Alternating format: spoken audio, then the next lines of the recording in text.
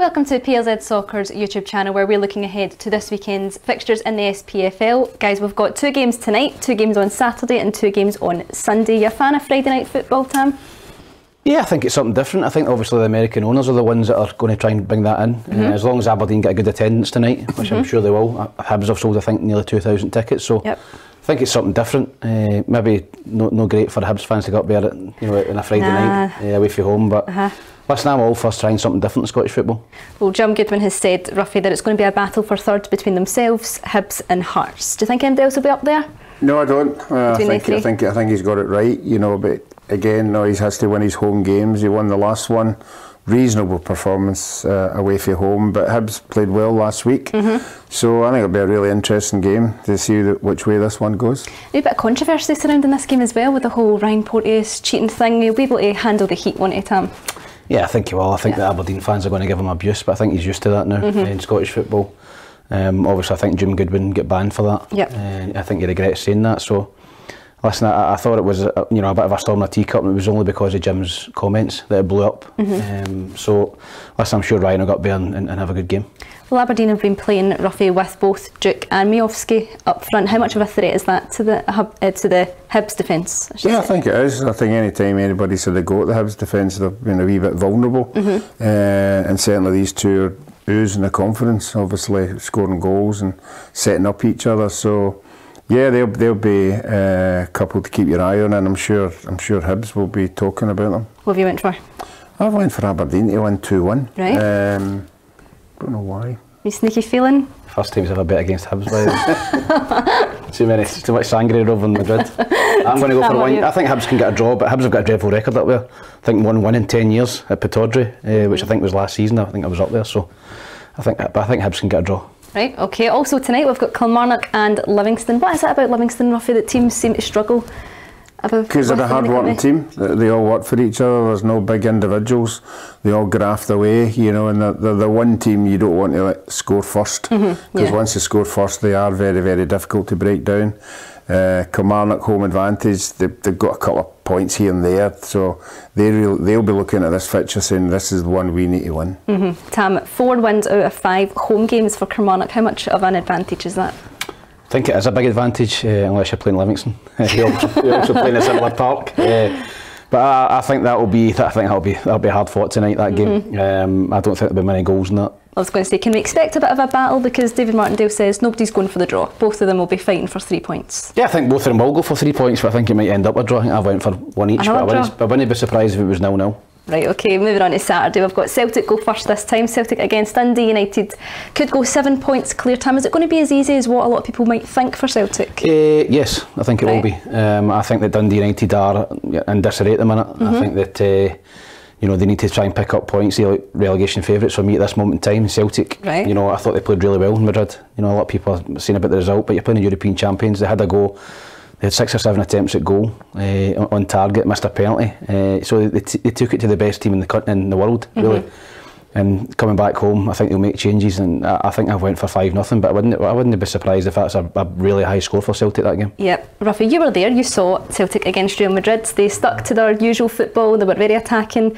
Should they have done that, or should they have maybe been a wee bit more defensive? No, I said to Peter it was possibly in 90 minutes best football I've seen for a wee while, and I stupidly said to Peter after 2 minutes of the game, no, Celtic are doing well here.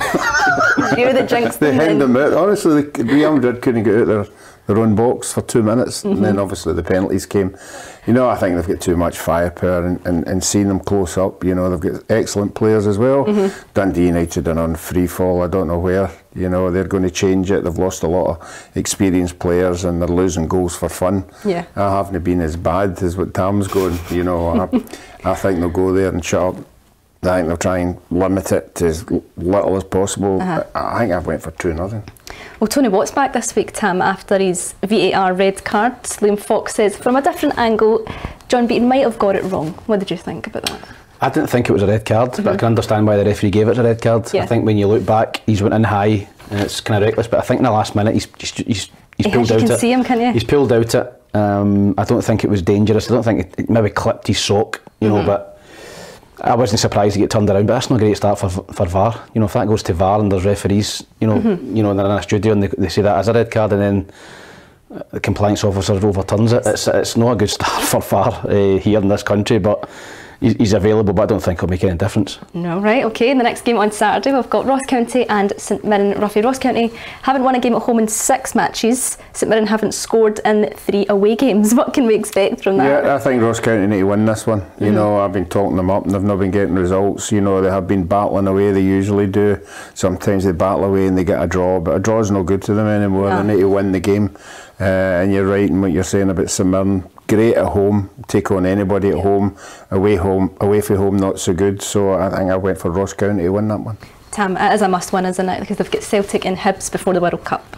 Well, yeah, as with the 2 fixtures coming up. As Ruffy says, Ross County were fancied by a few this season to do well on the back of last season, but a lot of goals out their team and they've not replaced them. I've got a wee sneaky feeling that St Mirren can go up there and get a win, so I've went for the opposite. I've went for St Mirren to go up there and get 2-1 win. Alright, okay. So moving on to Sunday, we've got St Johnstone and Rangers. Rangers could be chasing, or they could be closing the gap. Have Rangers been a bit of a victim of their own success, Tam, this season? Having done so well in Europe last season? Yeah, I think European-wise they have. I think that, listen, I think the performance in the Champions League have been embarrassing. I think that you'd expected Rangers this season, you know, after being in the Europa League, you know, Dortmund, you know, Red Bull, seen how good they are, you know, to be at least be competitive, you know. You don't think they're going to win 2 or 3 games, but at least be more competitive, and they haven't been. And I think that's dented their confidence big time in the league. Again, I still think he's under pressure, and I still think they need to win every game into the World Cup, or else he could be in soapy bubble. We talk about that, there not being a spark there with the Rangers team in this season. It must be quite a frustrating time to be a Rangers fan with your manager coming out saying, he's been open and honest, he's saying we don't have the millions everybody thinks. James Tavernier said the other night, we just didn't put enough into it. It must be a really hard time for that to be your team. Yeah, nobody likes to get beat at home by anybody, and even in European ties, the score lines are pretty embarrassing. You know, nobody wants that to happen to their club, you know. But you're right, it wasn't 3 or 4 months ago they were in a final and the fans were all raving about the team, but they've lost so many good players now and now replaced them with the same quality. So I'm a wee bit like Tam. If St Johnstone were to win this game, I think again he's going to be under extreme pressure. So what have you went for then? I've went for Rangers to win 2-0. 2-1 Rangers. 2-1. Right, finally, we've got Hearts and Motherwell. Hearts still hindered with injury, Tam. They've been a bit up and down this season, haven't they, Hearts? They have, but thankfully now for them, their point of view, they're out of Europe. And I think that's going to make a huge difference for them. They've obviously got 2 or 3 games until the break. And they will have a lot of players back by the time they come back. So I think they're still in the shake-up for 3rd place. I think this is a big game for them. Motherwell will come not in the best of form, but a good result last week against Dundee United. So I'd still fancy Hearts at home. I think they're strong at home, and I think they'll win that 2-0 comfortably. 2 wins out of 8 for Motherwell. Are ranked 2nd away from home, Ruffy. What have you went for? I've went for Hearts. I just noticed last night he rested maybe 4 or 5 of the players with his eye on this game. So they know they need to start winning and picking up points to get up there to get that 3rd place. So I've went for a home win. Right, okay. Well, before we finish, guys, we've started to do a quiz every Friday that we do this. So it's the fastest answer wins. We've only got a few. I didn't tell you because I knew you would be unprepared. He's knackered, he's got jet lag. If I don't beat him, that's the excuse this week. Right, so first question. How many goals were scored this week by Scottish teams in Europe? 10, 9, 3. 3. 10?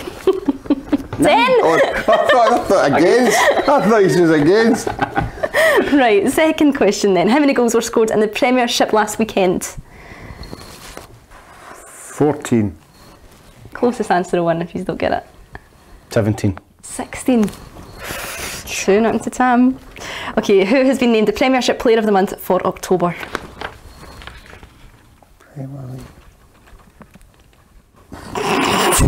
I've been away in Madrid all week. Bada. Right, guess. Giacomakis. Colak. He's the top goal scorer at the moment. So name the only team in the Premiership that has scored as many goals as they have conceded. Livingston. Come on. Motherwell. Livingston are on the same amount of points though, 16. There you go. No, you don't. Half a point. And it's been announced that Scotland will play England to celebrate the anniversary of their first ever international game. How many years will they be celebrating? 150. It's quick.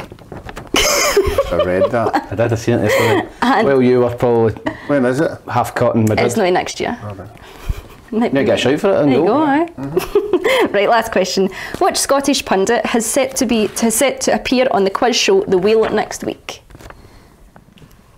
Wheel. Chris Boyd. Cam Cowan. Ali McCoist. There you go. Well, you get another quiz next week. You know it's coming. Now I can prepare for it now, yeah. You get trounced there. Yeah, well, I've been away all week, so that's a lot of stuff that's the has been excuse. happening while I've been away. We'll be back next week with another round of fixtures, and don't forget to subscribe to our YouTube channel, hit the like button for all our uncensored and unique video content. We'll see you then.